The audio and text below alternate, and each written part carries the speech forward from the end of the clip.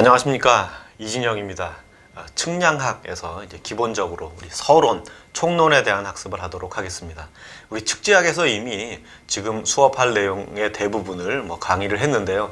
이 부분이 측량학에서도 그리고 측지학에서도 출제가 되는 부분이 겹치는 부분이 있기 때문에 사실 측지학의 시작도 측량학의 시작이랑 별반 다를 바 없다라고 생각을 해보시면 그 내용이 유사하고 겹치는 부분들을 우리가 어떻게 할 수가 없겠죠.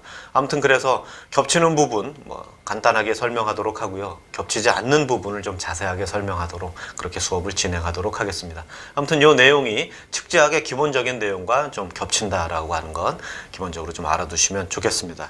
먼저 측량학의 의의, 그래서 정의라고 얘기할 수도 있고 개요라고도 얘기할 수가 있는데, 측량이 뭐냐 혹은 측량학이 뭐냐라고 하는 부분을 우리가 기본적으로 알아두실 필요가 있게 되겠습니다. 측량이라고 하는 거는 기본적으로 위치 결정이다. 제 수업에서는 항상 위치에 대한 얘기들을 먼저 다루게 됩니다. X, Y, Z에 대한 각각 평면 위치 혹은 높이를 포함해서 3차원의 위치를 결정한다라고 하는 것, 그 대상이 지구가 될 수도 있고요. 또 우주 공간이 될 수 있기 때문에 각각 우리가 살고 있는 이러한 대상, 지구에 대한 그 위치를 결정하는 겁니다. 지구의 모든 점에 대한 위치 관계를 규명하고요. 그 특성을 해석하는 그러한 부분이 측량이다. 또 그것을 다루는 학문이 측량학이다. 이렇게 얘기할 수가 있게 되겠습니다. 두 번째로는 측량의 연혁을 우리가 살펴볼 수가 있는데, 역사를 다뤄볼 필요가 있겠어요. 연혁이라고 하는 건 역사라고 얘기할 수가 있는데, 먼저 세계적인 역사, 또 두 번째는 우리나라에서의 역사.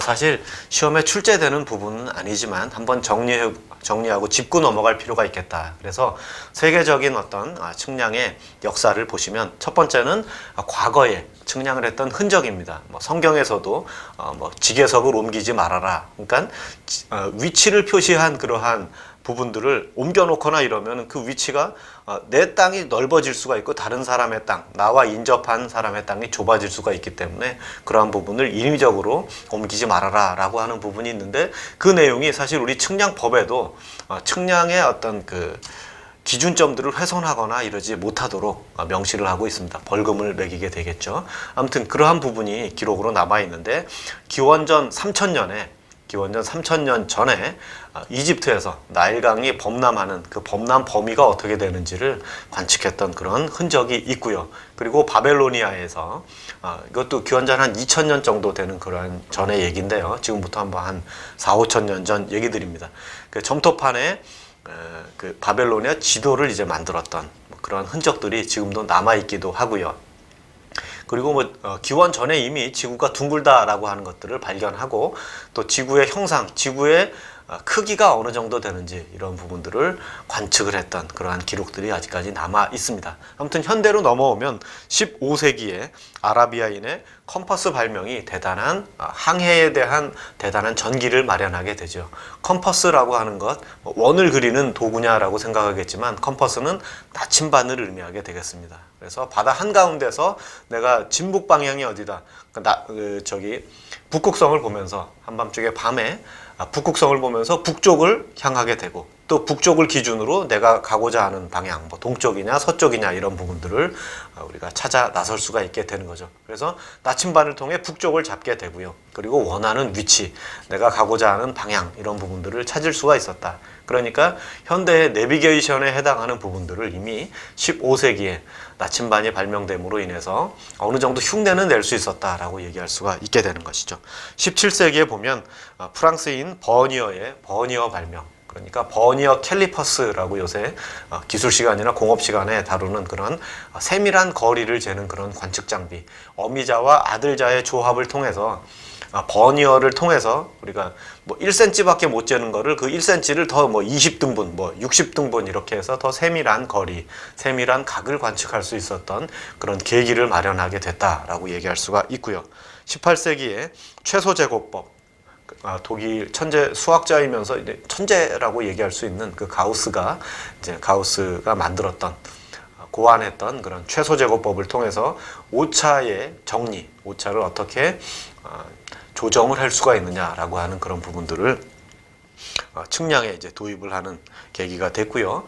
역시 또 18세기에 트랜싯을 고안했던 버니어가 이제 트랜싯이란 장비에, 각 측량 장비에 같이 넘어오면서 당장 뭐 한 1분 정도, 뭐 한 1도 정도밖에 관측을 할 수 없었던 그런 부분들을 더 세밀한 각을 관측할 수 있었던, 자, 그 부분이 버니어와 트랜싯을 개발하는 그러한 계기가 되었다. 19세기에 로세다로부터 사진 측량이 시작되었다.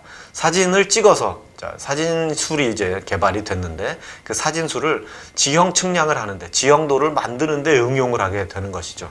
자, 거기에는 지금으로서는 이제 항측을 한다. 그러니까 항공기를 통해서, 비행기를 통해서 사진을 찍는 그런 항공 측량을 하게 되는데, 그 당시는 비행기가 개발되기 전이다 보니까, 19세기다 보니까요, 기구에서, 풍선을 얹은 이제 기구에서 지상을 찍었던 이런 그러한 기술로, 그러한 장비를 가지고 지형도를 만들었다라고 볼 수가 있고요.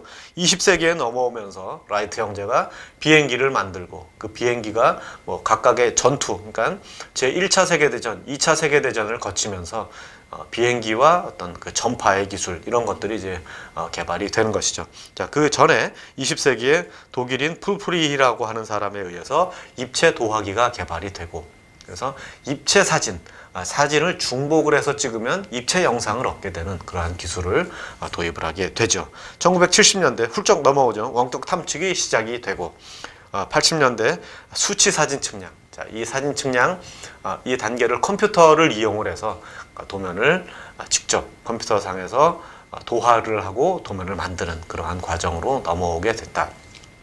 아무튼 간략하게 우리가 세계적인 연역을 살펴봤고요.